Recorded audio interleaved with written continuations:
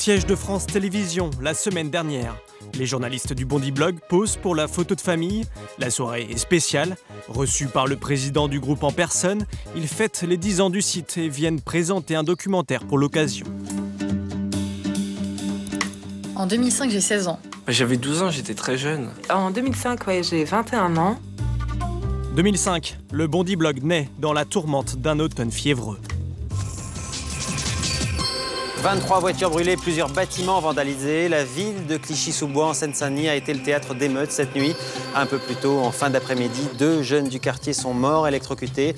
Ils s'étaient cachés dans un transformateur EDF alors que la police intervenait sur un vol de chantier. Des journalistes d'un magazine suisse s'installent dans la cité Blanqui à Bondy pour y écrire des articles sur le quotidien du quartier.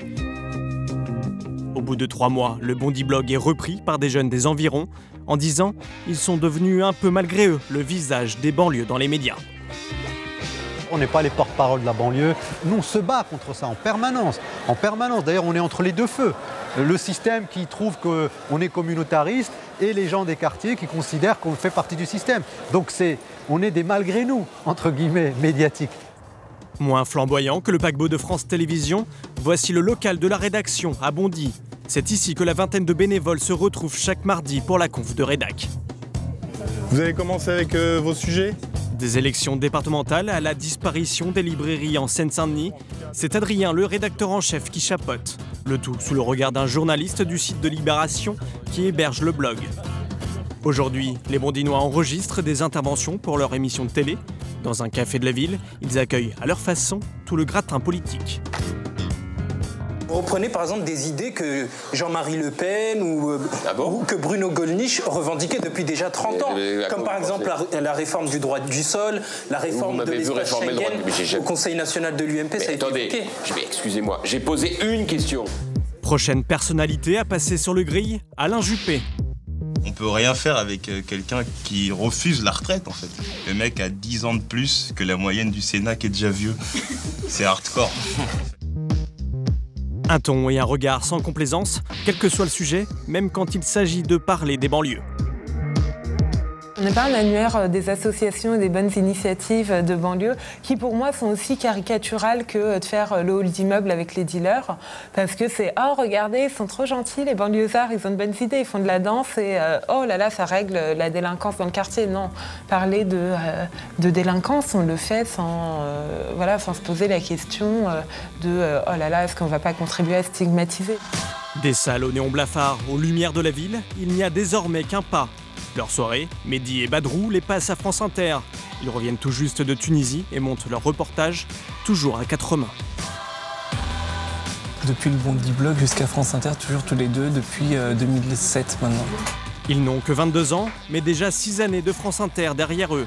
Des gamins, des kids, comme les appelle Pascal Clark.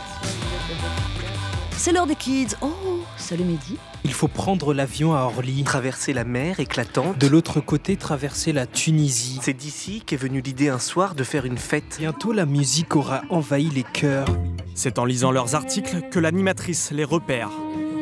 Au début, j'ai évité de les envoyer en banlieue, oui, parce que je voulais pas les cantonner là-dedans. Ce qui m'intéresse, c'est leur regard surtout, en fait. Donc les cantonner à la banlieue, si ça veut encore dire quelque chose, ça aurait été à la fois ridicule et criminel. À la manière des kids, les blogueurs de Bondy s'immiscent lentement mais sûrement dans les plus grandes rédactions jusqu'aux 20h de France 2.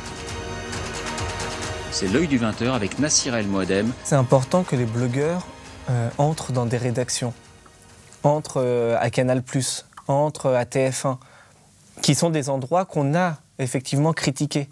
À qui on a dit « mais comment vous avez parlé de la banlieue, c'est de la merde ce que vous faites, etc. » Et bien des blogueurs, ils vont pouvoir faire le même travail que les autres et raconter d'autres histoires avec d'autres points de vue. Ce qui doit se passer demain, c'est qu'il faudra prendre le pouvoir en fait, coûte que coûte.